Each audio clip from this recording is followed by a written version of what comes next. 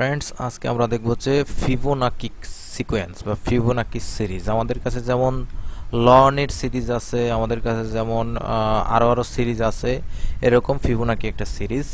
এই সিরিজে আমাদের দুইটা ডিফল্ট ভ্যালু থাকে, একটা হচ্ছে 0 এবং আরেকটা হচ্ছে 1। এখানে আমরা দুইটা কাজ করব। প্রথমে আমরা হচ্ছে যে find 10 numbers of Fibonacci series, এইটা আমরা করব হচ্ছে ফর লুপের মাধ্যমে, এবং পরবর্তীতে আরেকটা করব find a nth value of Fibonacci series. প্রথমে আমাদের বুঝতে হবে ফিবোনাকি সিরিজটা কি, এবং পরবর্তীতে আমরা সেটা জাভাস্ক্রিপ্ট প্রোগ্রামিং এর মাধ্যমে কোডিং করে বের করব। আমাদের দুইটা ডিফল্ট ভ্যালু থাকবে, একটা হচ্ছে 0 আর একটা হচ্ছে 1, এবং নেক্সট যে ভ্যালুটা হবে সেই ভ্যালুটা হবে আগের দুইটা ভ্যালুর যোগফল। যেমন 0 + 1 = 1, পরে 1 + 1 = 2, 2 + 1 = 3, 3 + 2 = 5, 5 + 3 = 8, এরকম। তাহলে এই সিরিজটা আমরা এখন আগে তৈরি করব, এবং এটা আমরা জানি যে এটা অসংখ্য পর্যন্ত এরকম হতে পারে, ইনফিনিট পর্যন্ত। প্রথমে আগে আমরা যে কোনো একটা প্রিন্ট করব। প্রিন্ট করার জন্য আমরা প্রথমে ফর লুপ ইউজ করব। তাহলে ফর লুপের জন্য আমি এখানে ব্যবহার করব যে কোনো একটাকে আমরা ব্যবহার করতে পারি। যেমন ভেরিয়েবল a ইকুয়াল, আমি এটা বলে দিতে পারি যে 0, কারণ আমাদের দুইটা ডিফল্ট ভ্যালু আছে আমরা জানি। ভেরিয়েবল b ইকুয়াল আমি বলে দিব 1, দুইটা আমার ডিফল্ট ভ্যালু আছে, আমি সেই ভ্যালু দুইটা লিখলাম। লেখার পরে এই ভ্যালু দুইটাকে আমি প্রিন্ট করে দেব। এই ভ্যালু দুইটাকে আমি প্রিন্ট করে দেব a, এবং আমার সেম আরেকটা ভ্যালু আমি প্রিন্ট করে দেব b। এই হচ্ছে আমার প্রথম ভ্যালু দুইটা। এবার আমি একটা ফর লুপের মধ্যে যাব এবং সেখানে আমি ডিক্লেয়ার করব যে এখন আমি কত পর্যন্ত ডিক্লেয়ার করতে চাই, আমি কত পর্যন্ত এখানে প্রিন্ট করতে চাই। আমি 20 পর্যন্ত প্রিন্ট করতে চাই। 20 পর্যন্ত আমি প্রিন্ট করতে চাইলে আমি এখানে 20 লিখলাম। ওকে, এবার এই যে আমার দুইটা প্রিন্ট হয়ে গেছে ইতিমধ্যে।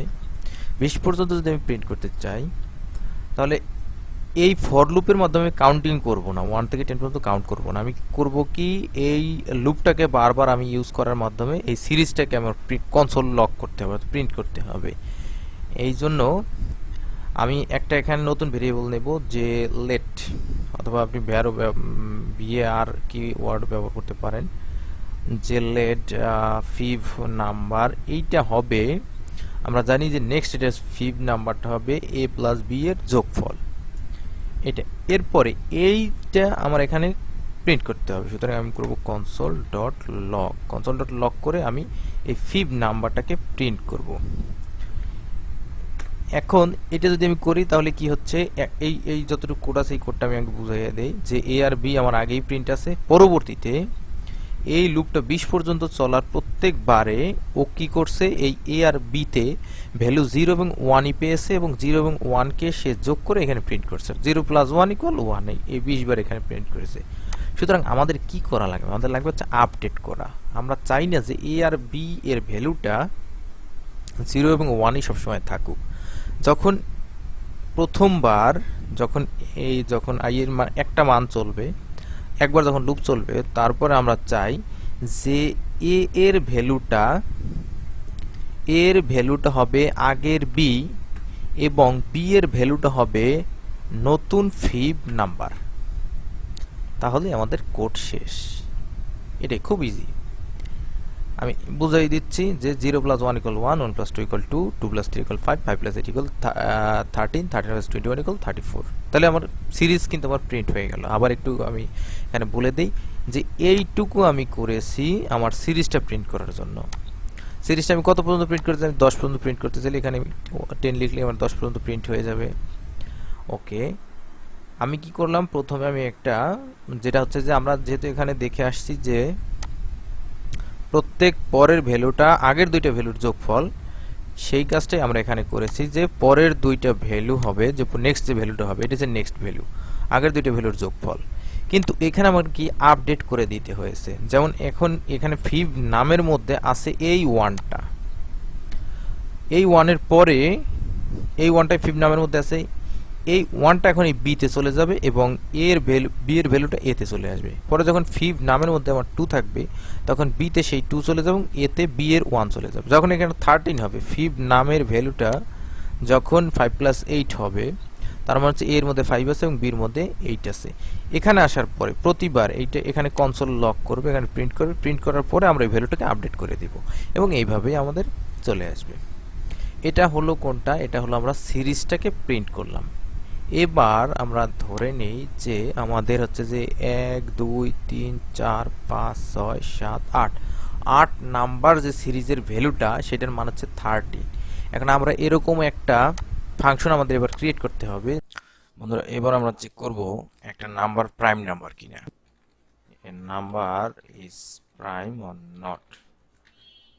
প্রাইম নাম্বার হচ্ছে ওই নাম্বারগুলো যে নাম্বারগুলো অন্তত পক্ষে দুটি ফ্যাক্টর থাকবে যা দ্বারা তাদেরকে ভাগ করা যাবে, অর্থাৎ ডিভাইড করা যাবে। তাহলে এক কি প্রাইম নাম্বার কিনা? না, এক প্রাইম নাম্বার না। তার প্রথমে আমাদের একটা ফাংশন ক্রিয়েট করতে হবে। আমরা একটা ফাংশন ক্রিয়েট করবো আমরা, যেখানে আমরা ফাংশনটাকে কল করবো এবং ফাংশনটা বলে দিবে যে একটা নাম্বার প্রাইম নাম্বার কিনা। ফাংশন আমি লিখলাম যে ইজ প্রাইম। এখানে আমি একটা প্যারামিটার পাস করবো এবং ফাংশনটা আমি এখানে ডিক্লেয়ার করব। ফাংশন কোডগুলো আমি এখানে লিখবো। তো প্রথমে আমি লিখবো যে ইফ এন, এন যদি হয় 2 থেকে ছোট, এন যদি হয় 2 থেকে ছোট, মানে হচ্ছে এন 2 থেকে ছোট হলে কি হতে পারে? 2 থেকে ছোট হলে 1 হতে পারে।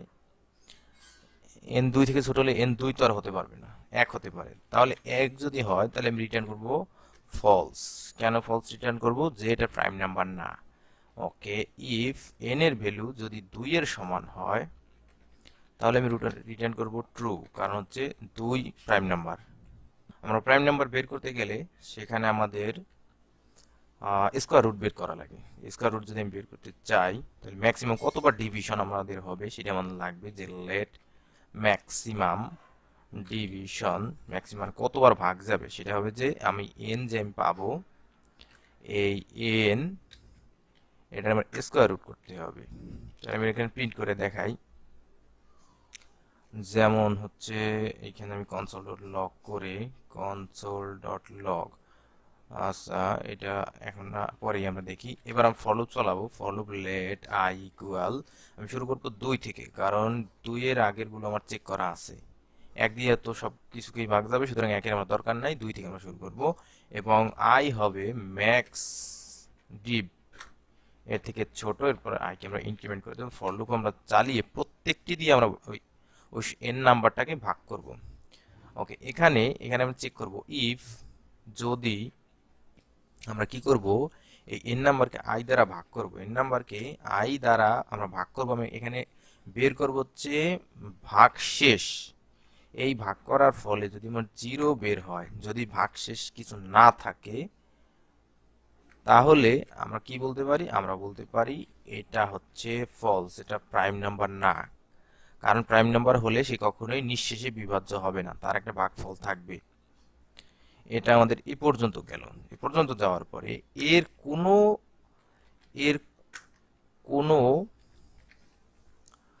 এখানে যদি প্রথমে হচ্ছে এটা চেক করা হবে, একেবারে শুরুতে উপর থেকে নিচের দিকে আস্তে আস্তে একটা ফাংশন এক্সিকিউট হয়। তাহলে প্রথমে চেক করবে যে যদি এইটা যদি এন এর যে আমরা এখানে ভ্যালুটা কল করব সেটা 2 থেকে ছোট হয় তাহলে ফলস ডিক্লেয়ার করবে, 2 এর সমান হয় তাহলে ট্রু ডিক্লেয়ার করবে।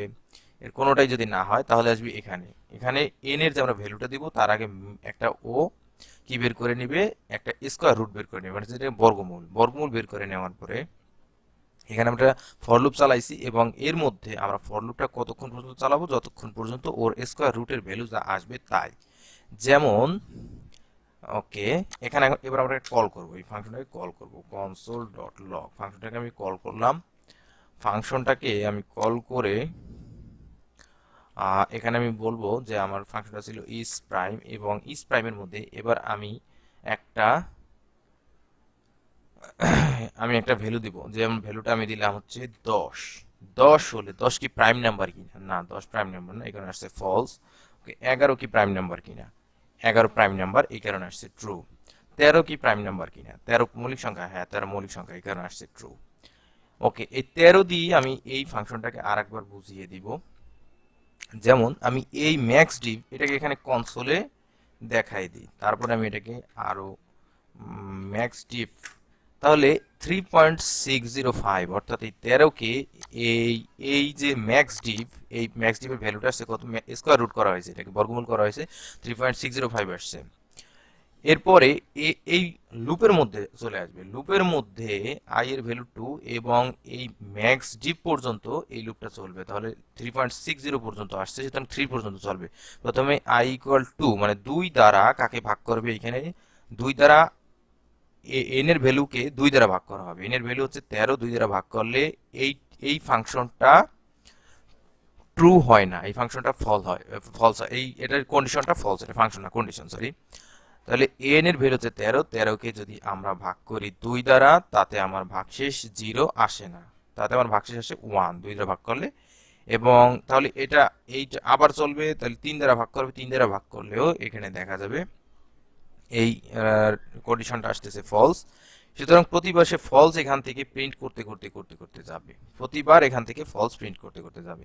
আচ্ছা, এখন এখানে যদি সবগুলো ফলস আসে, সবগুলো যদি ফলস আসে, তাহলে যে সংখ্যাটা আমরা দিয়েছি সেই সংখ্যাটা আমাদের হচ্ছে, যেমন একটা যদি ফলস আসে তাহলে আমাদের আর যাওয়ার দরকার পড়ে না। যেমন আমি এখানে এইটাও চেক করাবো, এই রিটার্ন ফলসের পরে কনসোল ডট লগে আমি দেখাবো যে আমি আই এর ভ্যালুটা আমি কত কত পেলাম।